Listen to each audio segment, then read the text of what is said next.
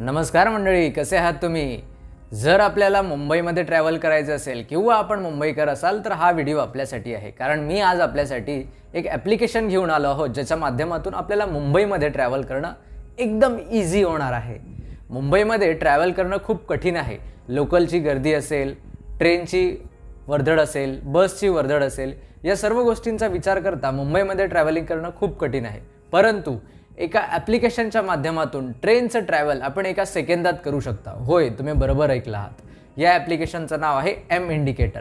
या ॲप्लिकेशनवरती आपल्याला संपूर्ण प्रकारे लोकल कुठे जाणार, कधी येणार, आत्ता लोकल कुठे आहे, कोणत्या स्टेशनवरून कुठे जायचं, एवढंच नव्हे तर बस, मेट्रो आणि इतर सर्व ऑटो, कॅब, ओला या सर्व गोष्टीची माहिती तुम्हाला एकाच ॲप्लिकेशनवरती मिळणार आहेत. चला तर वेळ न गमावता आपण या व्हिडिओला सुरुवात करूया. तर बघा, एखादं ॲप्लिकेशन आपल्याला यूज करण्यासाठी सुरुवातीला त्याला डाउनलोड करावं लागेल. त्यासाठी आपल्याला प्ले स्टोअरवरती जावं लागेल.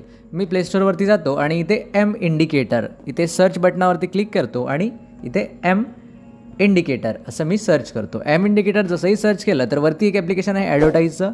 ते ॲप्लिकेशन तुम्हाला डाउनलोड नाही करायचं. इथे हा वाला लोगो एम इंडिकेटरचा आहे, हा लोगो एम इंडिकेटरचा आहे. तर हे ॲप्लिकेशन तुम्हाला डाउनलोड करायचं आहे.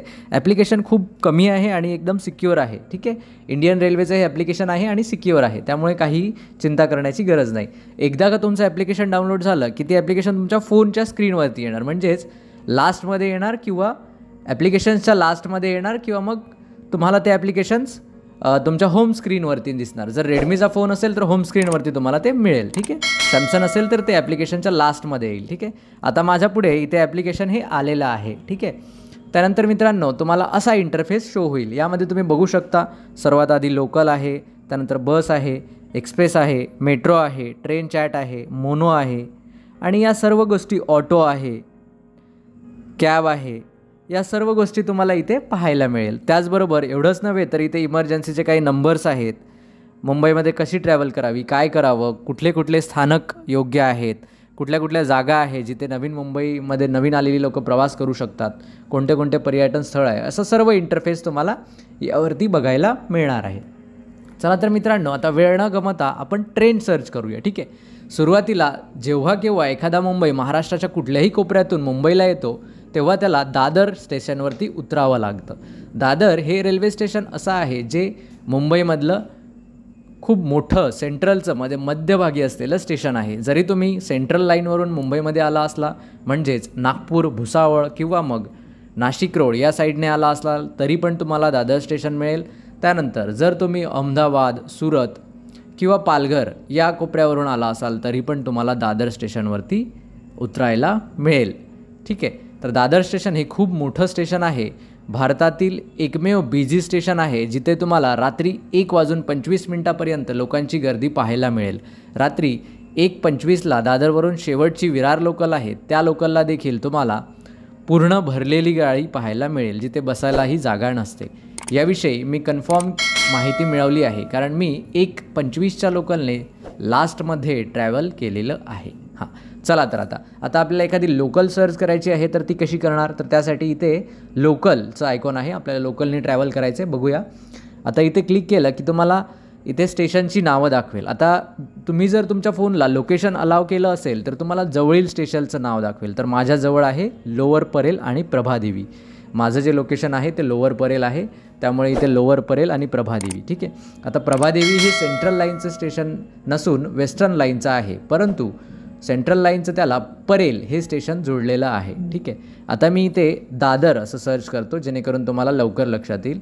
इथे मी सर्चवरती हे केलं आहे, माझा इथे फोकस आला आहे. त्यानंतर दादर असं मी लिहिलेलं आहे, इथे दादर आलेलं आहे. त्यावरती जिथे दादर खाली लिहून आलं आहे त्यावरती मला क्लिक करायचं आहे. इथे लिहून आल्यानंतर तुम्हाला तुमच्या पुढे असा इंटरफेस शो होईल. आता तुम्हाला वाटेल की हे काय, तर यामध्ये सुरुवातीला आहे चर्चगेट, म्हणजे दादर 2 म्हणजे चर्चगेटकडे जाणारी, 2 म्हणजे चर्चगेटकडे जाणारी. तुम्ही दादर तुमचं वरती आहेच, त्यानंतर चर्चगेट असं सिलेक्ट केलं तर तुम्हाला हे मिळेल. त्यानंतर CST, आपण आता नॉर्मल CST बघूया. दादरवरून तुम्हाला CSTला जायचं आहे असं समजूया. ठीक आहे, आता तुम्ही CST याच्यावरती टच केलं की तुम्हाला अशा लोकल शो होतील. यामध्ये रेड कलर आणि ग्रीन कलरमध्ये आहे. ज्या लाल कलरच्या लोकल आहेत मित्रांनो त्या फास्ट लोकल आहे. आता लाल कलरची जी लोकल आहे ती आत्ता बघा जस्ट नाव ती जिथे आहे तिथलं स्टेशनचं नाव दाखवत आहे. ठीक आहे, कुर्ल्याला आहे ती ट्रेन आणि 7 मिनिट लेट आहे आणि ती दादरला किती प्लॅटफॉर्मवरती येणार तर 12 प्लॅटफॉर्मवरती येणार. ती कुठे आहे आता सध्याला कुर्ल्याला आहे. आणि एफ म्हणजे फास्ट, एफ म्हणजे फास्ट. ठीक आहे, तर ही फास्ट लोकल आहे. कुठून येत आहे ती? कल्याण ते CST ही लोकल आहे. ही लोकल बघूया, ह्याच्यावरती मी क्लिक केलं आहे. आता तुम्हाला असा इंटरफेस शो होईल. ही बघा, ही कुर्ल्याला लोकल आहे आणि ही 7 मिनिट लेट आहे जस्ट नाव, म्हणजे आत्ता ती कुर्ल्याला थांबलेली आहे. तुम्हाला दादरला किती वाजेपर्यंत येईल तर तुम्हाला इथे टाईम पण दाखवलेला आहे रेडमध्ये.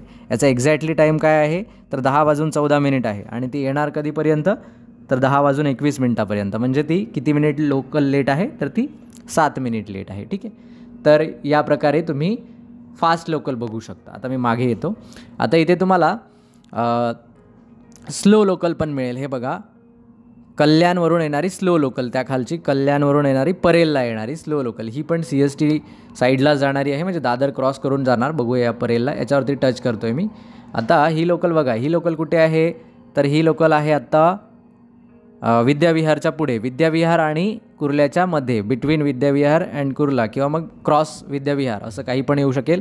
तर इथे कुर्ल्याच्या आधी ती लोकल आहे आणि ती परेलला कधीपर्यंत पोहोचेल तर इथे टाईम दिलेला आहे 10:29 ठीक आहे, तर याप्रमाणे तुम्हाला लोकल पाहता येणार आहे. ठीक आहे, आता त्यानंतर हे प्लॅटफॉर्म पण दिलेले आहे. स्लो लोकल 9 नंबरला येते आहे, स्लो लोकल 9 नंबरला, आणि जी रेड लोकल आहे तर ती 12 नंबर दाखवलेला आहे. इथे दादरला कधी येणार ती 12ला. ठीक आहे, त्यानंतर या ज्या निळ्या याच्यामध्ये लोकल आहेत तर त्या AC लोकल आहेत. AC एअर कंडिशनच्या पूर्ण लोकल आहे. यामध्ये तिकीट तुम्हाला खूप महाग आहे, 100 ते 150 रुपयाचं तिकीट, आणि साध्या लोकलमध्ये 5, 10, 15 रुपयाचं तिकीट तुम्हाला मिळेल. तर असा आहे या ॲप्लिकेशनचा इंटरफेस. त्यानंतर पुढील व्हिडिओमध्ये आपण आणखी सविस्तर माहिती पाहूया. जर तुम्हाला यामध्ये पास काढायचा असेल, यामध्ये तिकीट काढायचं असेल, किंवा मग इतर जसं मेट्रो बघायची आहे, एक्सप्रेस बघायची आहे, बस सर्च करायची आहे कुठे जाणार, जर या गोष्टी तुम्हाला हव्या असेल तर तुम्ही कमेंटमध्ये नक्की लिहा. मी प्रयत्न करेल की तुम्हाला सविस्तर व्हिडिओ टाकण्याचा मी पुरेपूर प्रयत्न करेल. ठीक आहे, चला तर भेटूया नवीन माहितीसह नवीन व्हिडिओमध्ये. तोपर्यंत मी शैलेश घेतोय आपली रजा. नमस्कार.